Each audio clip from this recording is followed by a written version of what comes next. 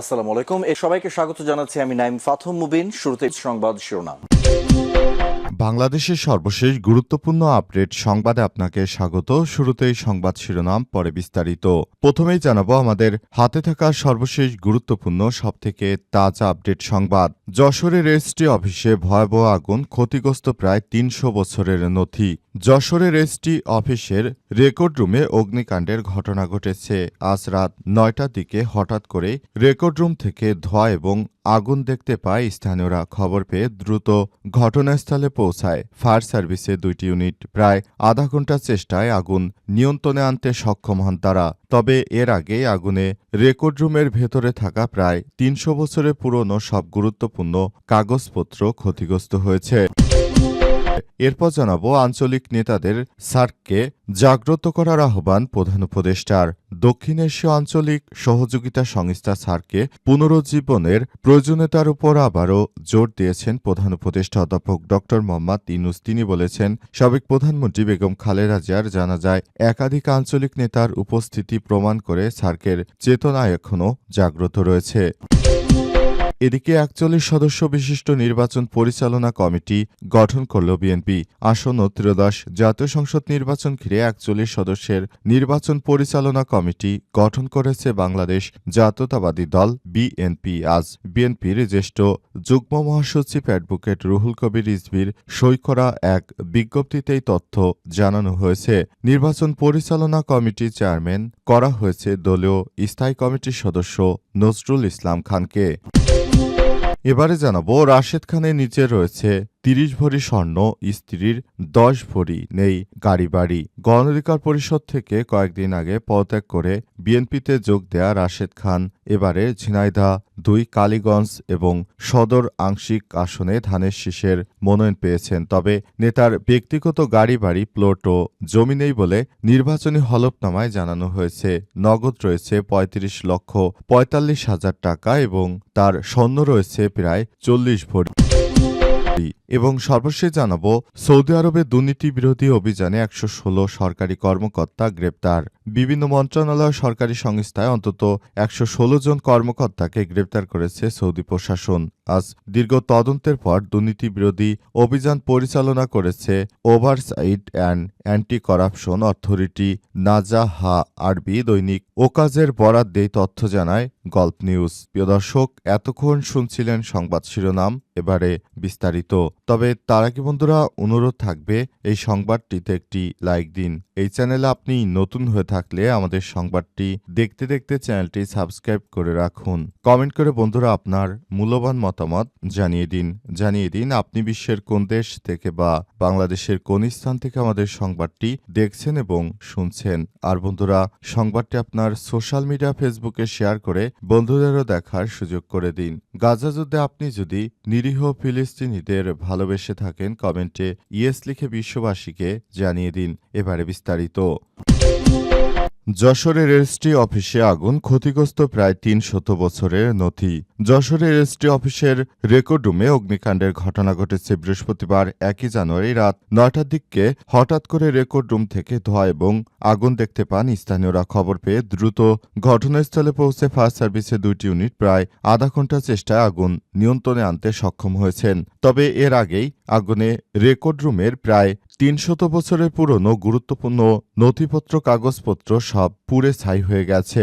Jessore fire সার্ভিসের senior station officer Firoz Ahmed Khan জানান, খবর পেয়ে ফায়ার সার্ভিসের ২টি ইউনিট আগুন নিয়ন্ত্রণে কাজ করছে। তদন্ত শেষে আগুনের প্রকৃত কারণ এবং ক্ষয়ক্ষতির পরিমাণ জানা যাবে বলে জানিয়েছেন তিনি। তবে এখন পর্যন্ত বিষয়টি তদন্তাধীন থাকার কারণে এখন পর্যন্ত সে বিষয়টি আসলে শেষ হয়নি। পুরো ব্যাপারটি এখন একরকম হযবরল অবস্থার মধ্যে রয়েছে।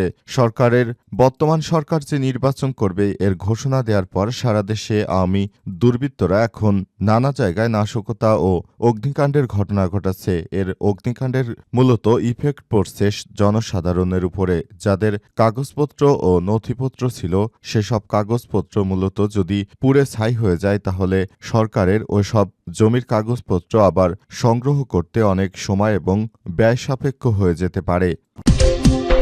আঞ্চলিক নেতাদের সার্ককে জাগ্রত করার আহ্বান প্রধান উপদেষ্টার। দক্ষিণ এশীয় আঞ্চলিক সহযোগিতা সংস্থা সার্ককে পুনরুজ্জীবনের প্রয়োজনীয়তার উপর আরও জোর দিয়েছেন প্রধান উপদেষ্টা অধ্যাপক ড মোহাম্মদ ইউনূস। তিনি বলেছেন, সাবেক প্রধানমন্ত্রী বেগম খালেদা জিয়ার জানাজায় লক্ষাধিক আঞ্চলিক নেতার উপস্থিতি প্রমাণ করে সার্কের চেতনা এখনও জাগ্রত রয়েছে। বুধবার ৩১শে ডিসেম্বর তিনবারের সাবেক প্রধানমন্ত্রী খালেদা জিয়ার জানাজায় অংশ নিতে ঢাকা আসা বিভিন্ন দেশের আঞ্চলিক নেতাদের সঙ্গে সাক্ষাৎকালে এমন কথা বলেছেন তিনি। বৃহস্পতিবার বিকেলে রাজধানী ফরেন সার্ভিস একাডেমিতে এক ব্রিফিংয়ে প্রধান উপদেষ্টার প্রেস সচিব শফিকুল আলম এই তথ্য নিশ্চিত করেন। জানা যায়, পাকিস্তানের জাতীয় পরিষদের স্পিকার সর্দার আয়াজ সাদিক, ভুটানের পররাষ্ট্রমন্ত্রী লিওনপো ডি এবং ধুনগেল, ভারতের পররাষ্ট্রমন্ত্রী ড এস জয়শঙ্কর, নেপালের পররাষ্ট্রমন্ত্রী বালানন্দ শর্মা, শ্রীলঙ্কার পররাষ্ট্রমন্ত্রী বৈদেশিক কর্মসংস্থান ও পর্যটন বিজিতা হেরাথ এবং মালদ্বীপের উচ্চশিক্ষা, শ্রম, দক্ষতা উন্নয়ন ড আলী হায়দার আহমেদ উপস্থিত ছিলেন। এ ঘটনার পর বিএনপির নেতৃত্ববৃন্দকে স্মরণ করেছে তারা এবং অন্তর্বর্তীকালীন সরকার জানিয়েছে, তিনবারের প্রধানমন্ত্রী বিএনপির চেয়ারপারসন খালেদা জিয়া তিনি কোটি মানুষের হৃদয়ে রয়েছেন। ৪১ সদস্য নির্বাচন পরিচালনা কমিটি গঠন করল বিএনপি। আসন্ন ত্রয়োদশ জাতীয় সংসদ নির্বাচন ঘিরে ৪১ সদস্য বিশিষ্ট নির্বাচন পরিচালনা কমিটি গঠন করেছে বাংলাদেশ জাতীয়তাবাদী দল বিএনপি। আজ বিএনপির জ্যেষ্ঠ যুগ্ম মহাসচিব অ্যাডভোকেট রুহুল কবির রিজভীর বিজ্ঞপ্তিতেই তথ্য নিশ্চিত করা হয়েছে। নির্বাচন পরিচালনা কমিটির চেয়ারম্যান করা হয়েছে দলের স্থায়ী কমিটির সদস্য নজরুল ইসলাম খানকে। পাশাপাশি সেলিমা রহমান, শামসুজ্জামান দুদুকে কমিটির ভাইস চেয়ারম্যান হিসেবে উল্লেখ করা হয়েছে।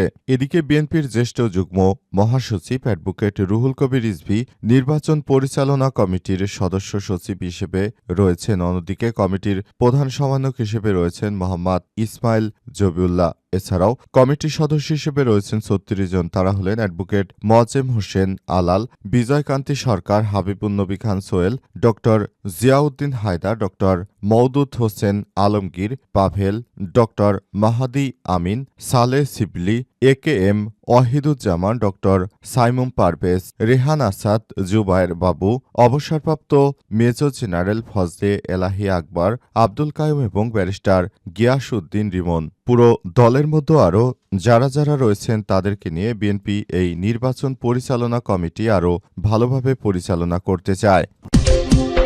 রাশেদ খানের নিজের রয়েছে ৩০ ভরি স্বর্ণ, স্ত্রীর ১০ ভরি নেই বাড়ি গাড়ি। গণ অধিকার পরিষদ থেকে কয়েকদিন আগে পদত্যাগ করে বিএনপিতে যোগ দেয়া রাশেদ খানের এবারের নির্বাচন ঝিনাইদহ ২ কালীগঞ্জ সদর আংশিক আসনে ধানের শীষের মনোনয়ন পেয়েছেন তিনি। তবে এই নেতার ব্যক্তিগত গাড়ি বাড়ি, প্লট ও জমি নেই বলে নির্বাচনী হলফনামায় উল্লেখ করেছেন। হলফনামা অনুযায়ী বর্তমানে জমাদানের দিন পর্যন্ত রাশেদ খানের কাছে নগদ অর্থ রয়েছে ৩৫,৪৫,৮৭৫ টাকা। তার স্ত্রী রাবে আক্তার আলোর কাছে রয়েছে নগদ ৩০,০০০ টাকা। এছাড়াও দুটি বেসরকারি ব্যাংকের ঝিনাইদহ শাখা এবং সেনানিবাস শাখায় রাশেদ খানের ব্যক্তিগত হিসাবে জমা রয়েছে ৭,৫৮২ টাকা। রাশেদ খানের ৩০ ভরি এবং স্ত্রীর ১০ ভরি সোনা রয়েছে। এসব সোনা উপহার হিসেবে পেয়েছেন বলে হলফনামায় উল্লেখ করেছেন তিনি। সোনার অর্জনকালীন মূল্য দেখানো হয়েছে ৩৬,৫৩,৪৯৭ টাকা, যার বর্তমান মূল্য ৮১,৪৮,৪১২ টাকা।